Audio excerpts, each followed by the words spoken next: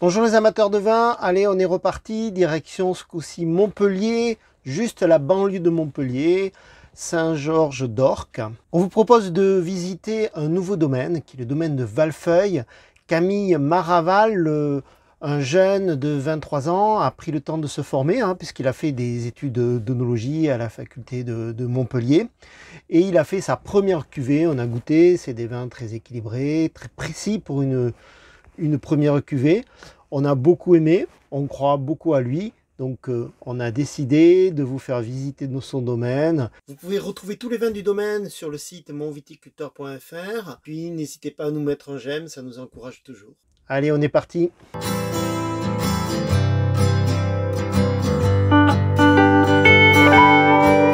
Allez, ça y est, on est au domaine de Valfeuille avec Camille. Donc aujourd'hui, on est en plein cœur du Languedoc, juste aux portes de Montpellier. Donc dans un petit domaine de l'appellation Languedoc Grès de Montpellier Saint-Georges d'Orques. Une appellation qui est en train de devenir, pour l'appellation Grès de Montpellier, une appellation à part entière à partir de la récolte 2024. Camille, tu peux nous présenter un peu ton parcours? Je crois que c'était ta première cuvée. Donc en fait, jusqu'à maintenant, le domaine a été partagé en deux, entre ma grand-mère et mon père. Donc ma grand-mère attendait que je termine mes études d'œnologie à la faculté de pharmacie de Montpellier pour prendre sa retraite. On a créé en parallèle cette cave dans laquelle nous sommes en train de filmer. Et pour créer une sélection de cuvées à partir d'une sélection de parcelles et de cépages qui nous semblent les plus intéressants. Pourquoi avoir choisi un diplôme d'œnologie en pharmacie plutôt qu'un diplôme école Historiquement, en fait, il n'y avait pas vraiment de diplôme d'œnologue jusque dans les années 50, et c'était les pharmaciens qui réalisaient les analyses, etc., et qui pouvaient par moment conseiller les vignerons par rapport à tout ce qu'il fallait faire sur le vin. Donc naturellement, il y a eu une option plus ou moins œnologie qui s'est créée à l'école de pharmacie, et depuis, pour des raisons historiques, le diplôme d'œnologie de Montpellier est resté au cœur de la faculté de pharmacie. Le domaine, c'est combien d'hectares? Donc le domaine, c'est une quarantaine d'hectares répartis entre mon père et moi.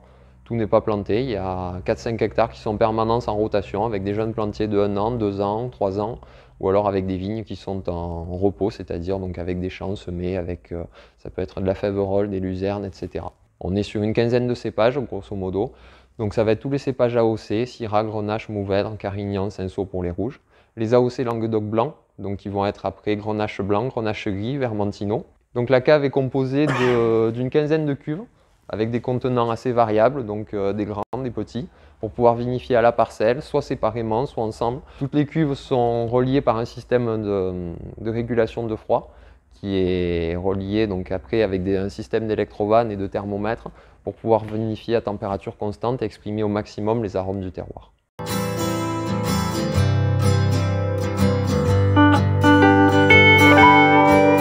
Il avait fait une photo où on voyait toute la région de Montpellier et sur la photo de Thomas Pesquet on voyait vraiment un point rouge où il y avait vraiment toute la délimitation du cru Saint-Georges avec du coup cette terre qui est ocre à rouge en fonction des terroirs et des micro-parcelles et avec les galets roulés et toute cette petite pierrosité qui ramène de la fraîcheur dans les vins.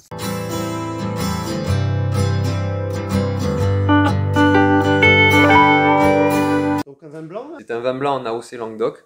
Donc du coup, ça va être un assemblage de Roussanne et de Vermentino qui avait été sélectionné par la Revue des Vins de France. Là, on est sur un vin blanc qu'on a voulu assez polyvalent, c'est-à-dire qu'on a voulu pouvoir faire un repas complet avec. Et là, on va être sur des notes assez fraîches, légèrement vanillées, plutôt sur des notes pêche, poire, pamplemousse, assez fin, assez élégant. Donc là, on est sur un pur jus de fruits, sans aucune note de bois, même si on retrouve quelques notes légèrement vanillées, qui viennent un petit peu de l'expression de la roussanne sur notre terroir. La fraîcheur du pamplemousse, un côté pêche, un côté poire un petit peu. Bien le côté poire, pêche aussi. Quelques fleurs blanches aussi. Alors le rôle amène une pointe de vivacité, je trouve très sympa. Et puis après on sent bien tous les arômes de la roussanne. On a vraiment un bel assemblage parce qu'on a à la fois effectivement de la fraîcheur et on retrouve un peu le gras de la roussanne.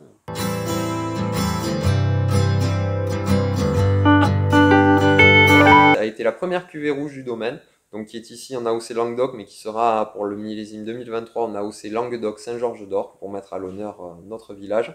Donc ici on est sur un assemblage de Syrah majoritaire, avec grosso modo à 75%, le complément en Mourvèdre, une quinzaine de pourcents et un petit peu de Grenache dedans. Donc la Syrah, ça va être le côté fruité, les fruits noirs, fruits rouges, cerises, mûres, myrtilles, etc.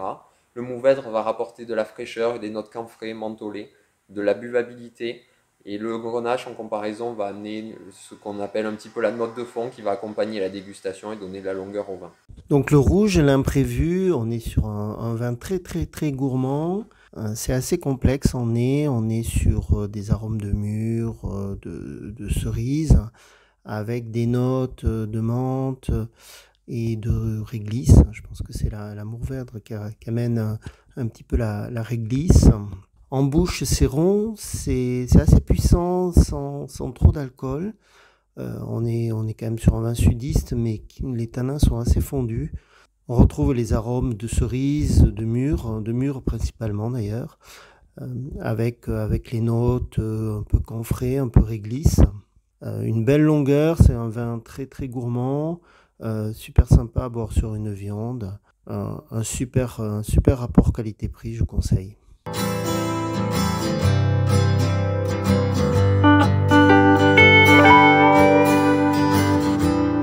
Alors maintenant, la petite nouveauté, un vin orange, c'est ça? Donc un vin assez insolite, si on peut dire, puisque c'est comme ça que nous l'avons appelé, qui est un vin blanc de macération à base de chardonnay, donc soit vin blanc de macération, soit vin orange.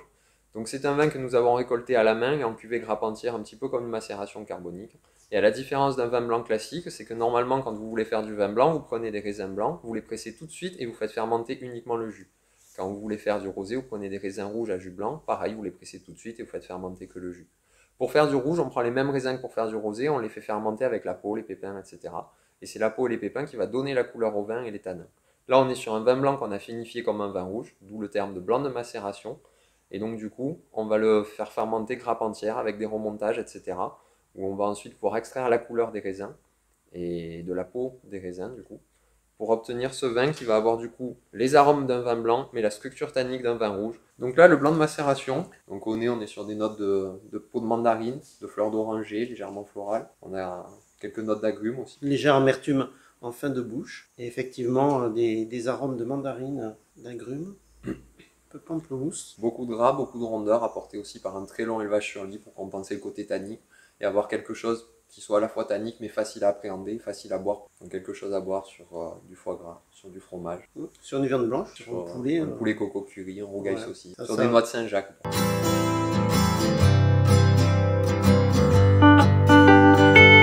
C'est un rosé en AOC Languedoc, c'est un assemblage de Grenache noir et Mourvèdre. Donc un rosé assez fruité sur des notes de pamplemousse, de fruits rouges, avec une finale un petit peu réglissée, assez facile à boire. On vendange ça pendant la nuit, puisque les températures dans le sud de la France sont très chaudes pendant les vendanges, que ce soit fin août, début septembre.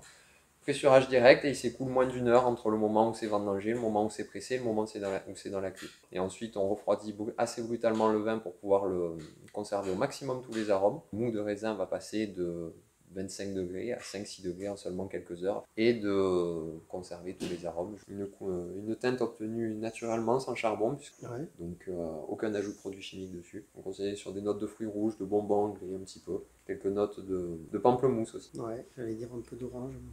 En bouche, on a beaucoup de rondeur, on retrouve un petit peu tous ces fruits. Et une finale avec quelques notes légèrement amères, un petit peu réglissées. Oui, il y a de la fraîcheur, il y a du fruit. Je continue à sentir un peu l'orange, avec le côté un peu amer. Un peu de poivre en finale. Je trouve que ça reste bien en bouche, il y a une belle longueur. Sympa, c'est très fruité. Une finale un peu salivante.